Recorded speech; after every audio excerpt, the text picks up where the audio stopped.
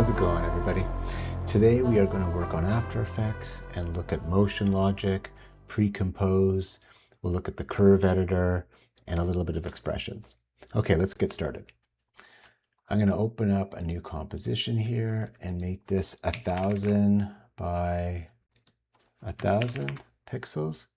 I want it 29.97 and 16 seconds long, so this is perfect. Okay. Next, I'm going to come over here and click on the ellipse tool because I want to make a circle. I'm going to hold down Shift and create as big as a circle I can that'll fit in this frame. I'm going to click on this pointer tool and reposition it so it's in the center. Okay, good enough. Next, I want to take this and make sure there's no stroke. If I click on here on the stroke, I can cancel it out, which it's already doing, so no stroke. And I want to change the fill color by clicking on the box to blue. Next, what I want to do is take this layer and rename it by right-clicking on it, naming it circle. And then coming back to here, I want to make a rectangle without this layer being selected.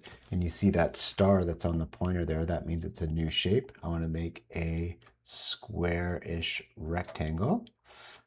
We can't see it because it's the same fill color, so I'll make it white. Perfect. Next, I want to move this anchor point to the center because as you can see here, if I try rotating this square, it's going to rotate around this anchor point. That's not what I want. I want the anchor point to be in the center, so it'll rotate around the anchor point in the middle of this square. So what I'm going to do is I'm going to click on Y or click on this button here, which is the anchor point tool, and move the anchor point to the center. Okay, good enough. Next, I'm going to animate the square. So it looks like it's bouncing off the walls, close to the walls on this circle. So I'll come over here and go to transform. Oh, I should change the name of this layer. So right click, rename square. So I'll come over to the position and click on the stopwatch here, which will give me a keyframe. Okay, and then I'll come over here and click on the stopwatch on rotation, which will give me another keyframe.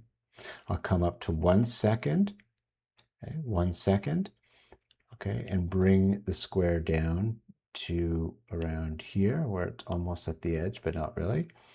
And then I'll come over a second later to 2 seconds, bring it over to the side here, so it bounces off of the wall here.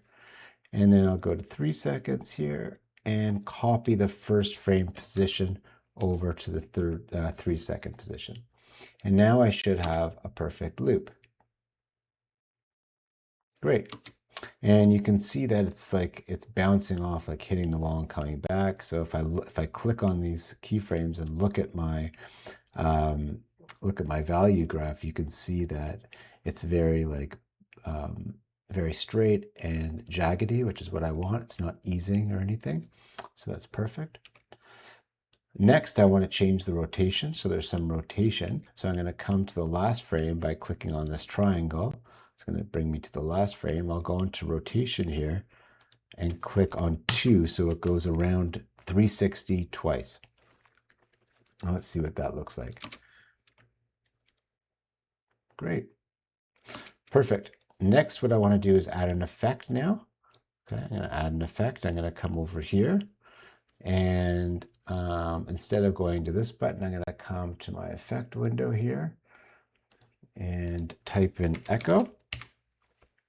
Here it is. I'm going to drop it onto my square.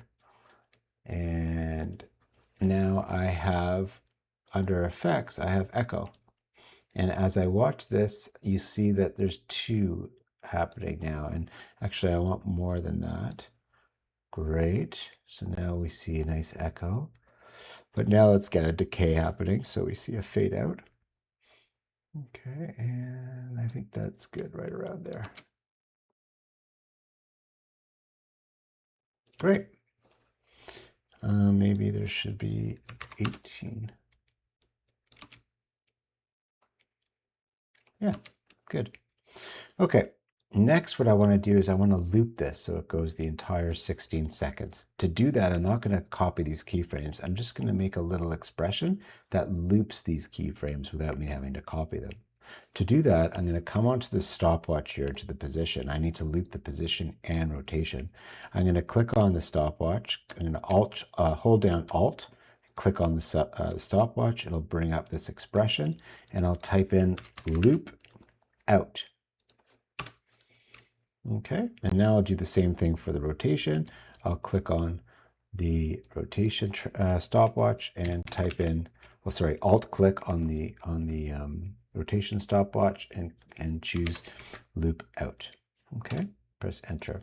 So now when I press play, you'll see that it'll forever be looping now without me doing anything, except for that expression. So it's perfect, and you can see that the red text here on the left signifies that, tells us that there's an expression there.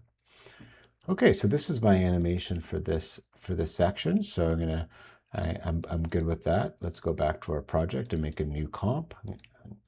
The new comp is actually going to be very big. I'm going to make it 4K, 29.97, but actually I want the width to be very big. So I'm going to make it 8,000. 29.97 and 16 seconds long. This is good. I'm going to type in OK. And the first thing I'm going to do is I'm going to bring in my comp and bring it down here, and you'll see that now my animation is in this comp. Let's make it a bit smaller by just holding Shift down to hold the constraints and making it small. Maybe around there is good. And then let's place it in just some random spots so we can get a dynamic image, dynamic graphic going. So I'm going to duplicate this, move it here, duplicate this, move it here, duplicate that here, and duplicate this over here. Great. Next, let's make a line and connect all of these together. I wonder if this should be a little bit over here to make this slightly more dynamic. Here. Okay, great. Now let's get a line going. So I'm going to grab the pointer tool, make sure that none of my layers are selected. I'm going to come here and just draw a line, but make sure that the fill is off. I'm going to click on the fill, the text, and select off fill. I'm going to come to the stroke, and I'm going to make it white, but you can see that it's at 8 pixels now. So that should be good. So let's start. I'm going to click and click and click and click, click, click, out. And here's my line. Let's move the line to the bottom layer so we can still see the circles. This is good. And next, what I want to do is I want to make the line animate, and I want to repeat it so it creates an interesting kind of dynamic visual for our text to be revealed, our content to be revealed. So first, what I'm going to do is I'm going to go into the shape layer. I'm going to rename it. I'm going to call it line. I'm going to open it up and open up the contents. And you can see if when I open up the contents, there's this add button here. And what I'm going to do is I'm going to add a trim path. Okay, these are all the things you can add. I'm going to add a trim path. And the trim path is going to make me animate this line from start to finish. Okay, so what I want to do is I want to animate this over, let's say, around 8 seconds. Okay, I'm going to click end here on the stopwatch to give me a keyframe. I'll go to the beginning and make this 0. That'll automatically give me a keyframe. And now I've got an animation of the line moving. Fantastic. Great. Let's make this a little shorter by moving it in. It felt like a little long. Okay, next what I want to do is I want to repeat this line. Okay, so it makes it a little bit more dynamic and interesting. By doing that, I'm going to go to this add button and click on repeater. Okay, let's come to the end so we see all the lines, and now we've got these nice kind of 3 lines going on here. Let's open up the repeater and make some more lines. Okay, that looks interesting. Okay, good. You can also transform the repeater by changing its position. You can change how this kind of the shape of it, right? By moving it a little bit. Okay. I think I like this for the final animation, so let's stay with this. Great. Let's look at it. Great. Okay, let's get this into our final animation. So let's make a new composition now. Okay, and this is just going to be regular HD, 29.97, 16 seconds long. Okay, okay. And now let's bring in comp 2 into this. Okay, it's going to obviously come in very big, but it's happening. And what I want to do is I want to make this layer actually the ground plane. I want to make it 3 dimensions and animate it. So it looks like it's a ground plane. And as we're going through the ground plane, at the end, it'll reveal this text, okay? So what I want to do is first I want to come over here because right now we can see in the transform that we only have 2 dimensions, X and Y. But what I want to do is I want to make it 3 dimensions. So I'll come over here and click on this. This will make it 3 dimensions. And now all of a sudden I have this gizmo with 3 dimensions. And over here I've got, position. I've got X, which will move it on this plane. I'll have Y up and down, and then I have Z. So I have depth too. Okay, so all 3. And that goes the same for my rotation. So let's reset this. But what I want to do is I want to move this down, rotate it so it looks like a ground plane, right? Oh, it's on the ground. And then rotate it the other way. Okay. And now, if I rotate it exactly 90, there we go. By holding shift, we get the exact 90. Okay. And now I've got it as my ground plane. If I scroll here, you can see that it looks like it's on the ground. And I'm also looking at a horizon line. So that's exactly what I want. So I want to animate this, and I want to start it from the end and come to the beginning. Okay, so let's go down to around 8 where it stops, and come over here and make sure we're on the X and grabbing it, bringing it all the way down. Next, let's make a keyframe. Let's make a keyframe on the position and orientation. Okay, let's come up to 8, right? And let's now grab this gizmo. I'm going to put it right at the edge. And this is actually where I want to start. So let's move this over. Let's move this position over here.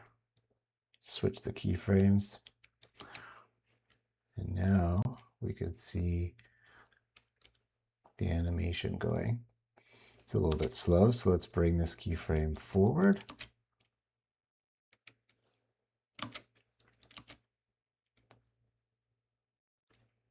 Still a bit slow, let's bring it forward. There we go. Nice. So this is good. I want it to stop around the middle here. I don't want it to be all the way through because I want the text to come in. And I want it to be masked in. I want it to come up and then bubble up right here. So this is kind of perfect. Okay. So next, let's grab our text and click on the text button. Click the text and go climate change. Okay. Okay, this is good, and this is kind of where I want to put it, right where the animation ends here. So first, what I want to do is I want to get to the place where I want it to start. We're probably around right here. And I want to come into my effects panel, my presets, come down here and look in animation presets. I want to look in the presets and select this button here, text, and look at all of this. These are all presets I can use on text. And what I want to do is I want to do something organic. Okay, so I'll look in the organic folder here, and I'll see this boiling effect here preset. I'm just going to take this and I'm going to pull it onto my text. Okay, and let's see what that looks like. And really, it matters where the time head is, right? Because if we open this up and we look at our text now, you'll see that the animation has started right where this playhead is, okay? So it is important. This is where we don't want the animation, and then boom, this is where it starts to come in.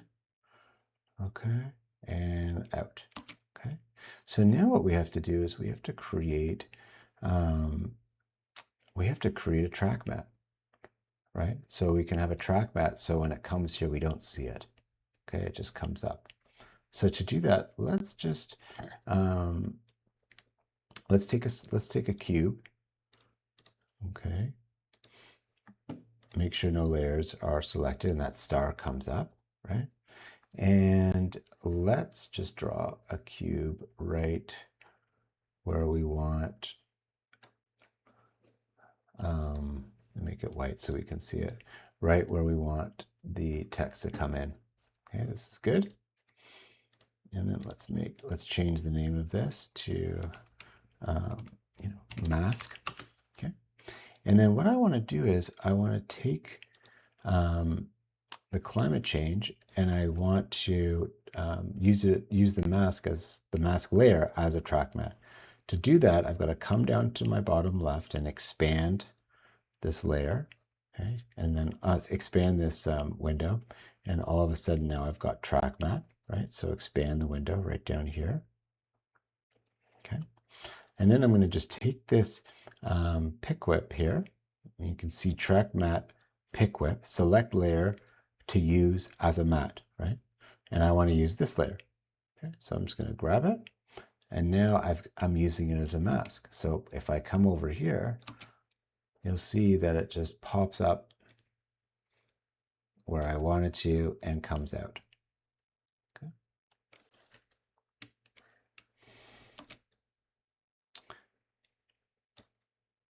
Now, if I go right into this and let's say to look at it, you can see actually that I need to move it a little bit over here.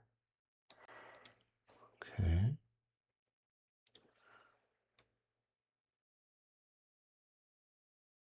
And I still need to animate it as it's coming in here. So you see there as it comes in a little bit early, which is fine, but this will have to be animated. So right where it stops, which will be right there, I want the position to be here.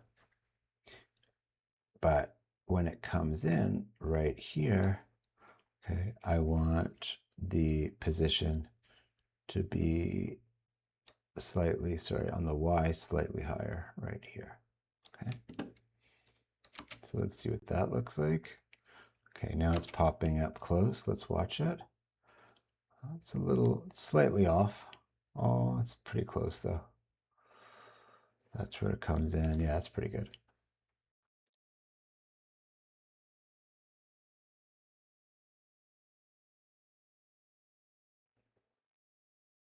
And then pop.